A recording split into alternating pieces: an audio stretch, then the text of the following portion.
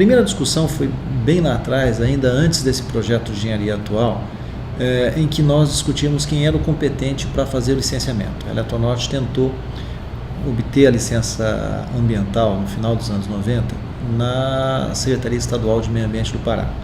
Essa foi a primeira ação concreta contra Belo Monte, e ali a gente discutia que o licenciador tinha que ser o IBAMA, porque por todo o conjunto de questões envolvidas.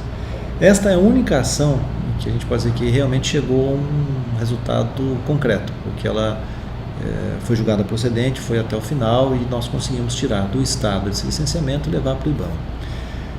Já no IBAMA, nós tivemos uma série de discussões, desde critérios para esse estudo de impacto ambiental, as condições que tinham que ser exigidas, a necessidade de manifestação prévia das comunidades indígenas.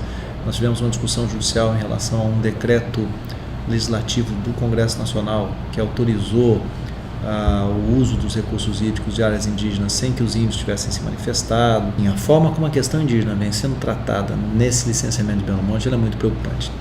Ela é preocupante primeiro pelo desrespeito ao que a Constituição diz em relação a ouvir as comunidades indígenas. As comunidades não foram ouvidas em momento algum.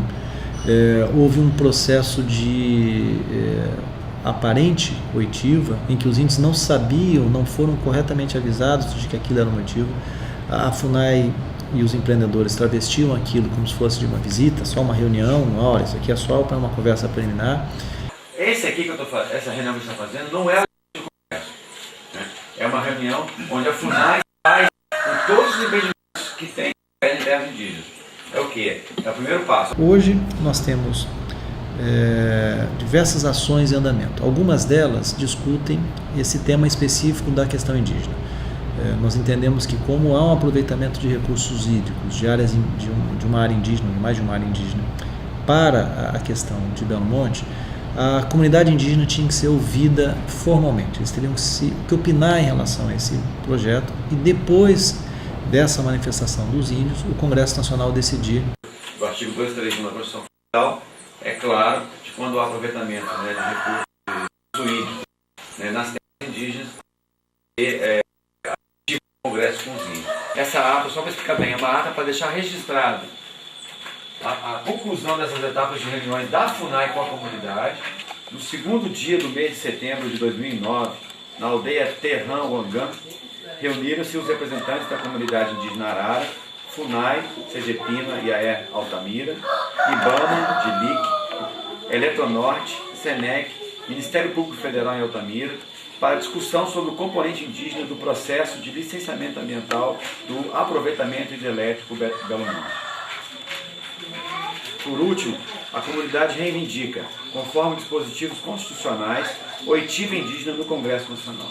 Dias depois, eu vou até a FUNAI de Altamira, e pego este DVD, onde qual aqui na frente, está escrito oitiva indígena. Eu quase caio de costas quando eu vi realmente saber que nós tínhamos sido enganados dentro da nossa própria aldeia, dentro da nossa própria casa.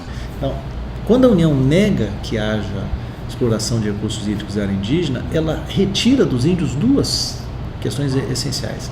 Primeiro, essa oitiva que é garantida pela nossa Constituição, que é garantida pelos compromissos internacionais do Brasil, como a Convenção 69 da OIT, e a União simplesmente passa por cima de toda a questão indígena e despreza a posição dos índios em relação a Belo Monte. O próprio governo, a própria Eletronorte, que assumia Belo Monte como sendo um aproveitamento de recursos hídricos de áreas indígenas, nos últimos anos vem negando essa realidade. A União vem dizendo que não há aproveitamento de recursos de área indígena porque não há alagamento de área indígena. O que é um absurdo, porque de fato não vai haver alagamento da área indígena, vai haver o contrário. A água que hoje abastece as comunidades, não só água, como o peixe, todos os recursos naturais vão ser desviados para a hidrelétrica de Belo Monte, e isso é considerado como se não fosse retirar, não fosse aproveitar o recurso hídrico de área indígena. E segundo, ainda retira dos índios, se a obra vier a ser feita, um possível aproveitamento econômico desse recurso hídrico, um retorno para as comunidades que obviamente não compensa todo o prejuízo, mas que poderia ser utilizado na questão de uma autossustentação, se é que Belo Monte é viável, deixando bem claro que toda vez que a gente comenta sobre isso, nós temos uma questão preliminar que é Belo Monte é viável e nós não conseguimos ver Belo Monte como viável do ponto de vista social, ambiental e econômico. Além disso, nós temos discussões sobre problemas na fase do licenciamento, como, por exemplo, audiências públicas insuficientes, audiências públicas que não foram realizadas corretamente antes da concessão da licença prévia. A audiência vai para todo mundo, né? Eu não tenho como levar 10, 15, 20 pessoas. Eu não tenho condição de manter pessoas lá. Vai ter uma audiência pública para todo mundo. Então, por que não uma audiência, entendeu? Onde a audiência pública, onde a comunidade estivesse presente, toda a comunidade, né? Sem estar se deslocando, porque na maioria das vezes eu vou ter que estar indo sozinho. Logo depois, eu mesmo, como agricultor, peguei 117 assinaturas para ter uma audiência pública lá dentro do travessão. Ele mandou a resposta que não era para ter uma audiência pública, não tinha mais tempo de nós conversar, para não atrapalhar o leilão. A questão do leilão, o leilão em si, a possibilidade da obra ser ofertada às iniciativas a uma empresa, sem que a questão do licenciamento tivesse resolvida. Essa ação também está pendente. Esse contexto de tratamento da questão indígena é um retrocesso, sim.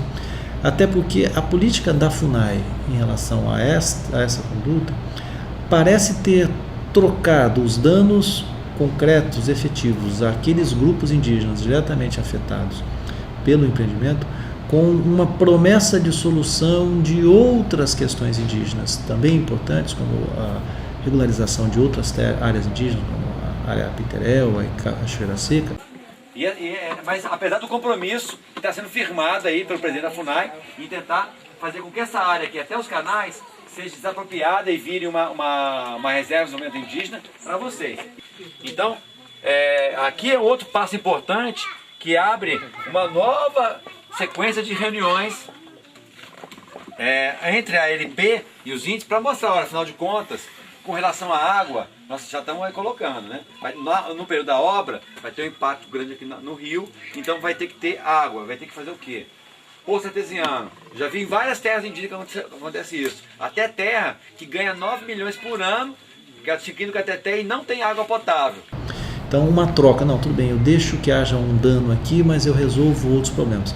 O que é um absurdo, porque era papel da FUNAI resolver esses outros problemas e evitar o dano aqui também na área de Belo Monte. Então, é um momento preocupante que pode marcar um retrocesso muito forte no tratamento das comunidades indígenas pós-1988. Mas então vai ter que fazer, como essa medida que é para cuidar do impacto vai gerar, vai ter que ter outra medida para cuidar do impacto, que é vigilância e fiscalização na estrada. Mas vai ficar aquela, sabe? Não, mas então, aí esse é o problema que está querendo ser esclarecido aqui, é que diz que não vai dar certo. Não, mas eu acho o seguinte, que esse detalhe é tão detalhe que é só depois que sair uma licença prévia que você vai discutir com a comunidade como é que ela vai se organizar. Negativo. Eu não aceito esse tipo de coisa. A ideia, Osimar, é essa aqui. Caso seja aprovado, Eu sei aí é a estrada. Sabendo, Caso não seja, vocês são contra a estrada, vocês são a favor do rio. A última ação que foi proposta, agora recentemente, diz respeito a esta nova fase do processo, que é a licença prévia foi concedida pelo IBAMA, estabelecido um conjunto grande de condições, 40 condições na questão ambiental e outras 26 na questão indígena, e essas condições são obrigatórias para antes do início das obras. Ela foi pensada realmente para uma licença, as condicionantes foram pensadas para uma licença para todo o empreendimento. E sim, nós temos indicação muito clara de que elas não foram ainda cumpridas, 11 delas estão visivelmente não cumpridas, 2 estão em fase de cumprimento e as demais a gente não tem resposta, nenhuma indicação em que fase estão. Nesse parecer de outubro vai ter algumas medidas lá, que a empresa cumprir antes de começar a construir. Se ela não cumprir antes de começar a construir, vamos não dar autorização. Não dá autorização para começar a construção da obra. Então, também de nada vale para a empresa construir e não conseguir gerar energia, que é como ela ganha dinheiro, né?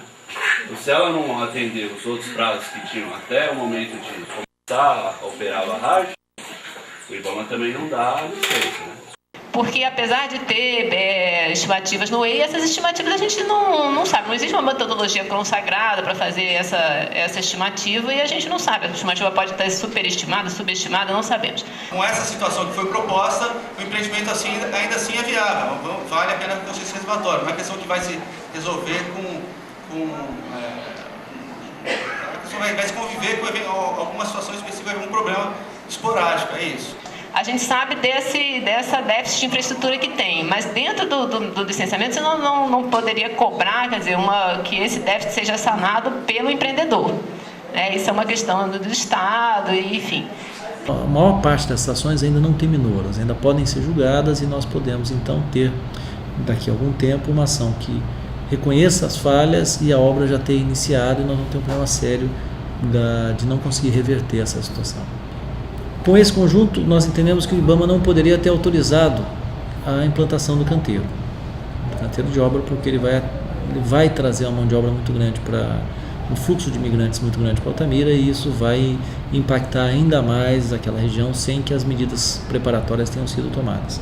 Essa ação foi proposta recentemente, logo após a concessão dessa licença parcial, e estamos nesse momento aguardando a decisão em relação a esta ação. Então, em resumo, nós temos um conjunto de 10 ações, algumas delas, a maior parte delas ainda tramitando, e cada uma delas apontando falha em um momento desse processo do licenciamento. Bom, nós temos nesses processos todos uma característica bem impactante. Os juízes que estão próximos dos fatos, os juízes que estão em Altamira, os juízes que estão em Belém, os que conhecem a realidade da situação, eles percebem claramente o impacto e as falhas que nós estamos denunciando.